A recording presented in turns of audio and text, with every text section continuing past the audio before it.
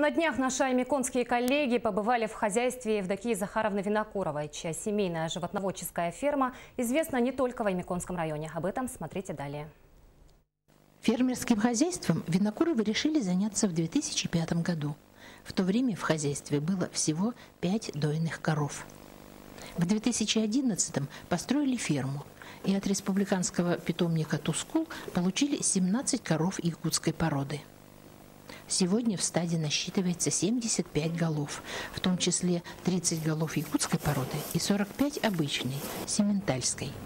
В этом году семья получила грант на развитие сельских семейных животноводческих ферм в рамках целевой республиканской программы. С этого года у нас ждет очень большая работа, строительство коровника на 35 голов и техническое соединение электрической сети с поселка будет. Тогда у нас будут улучшения. Евдокия Захаровна рассказала нам, что стадо пополняется. Уже отелились 7 коров. Значит, сена нужно будет заготовить еще больше.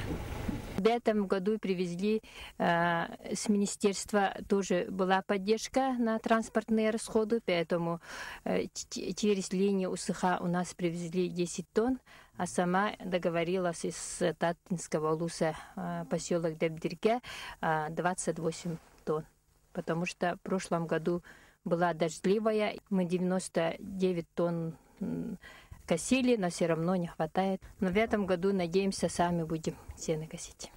Пусть все планы у большой и дружной семьи Винокуровых реализуются. Светлана Поцелуева, Павел Комин, Артур Старостин, НВК Саха, Усть-Нера.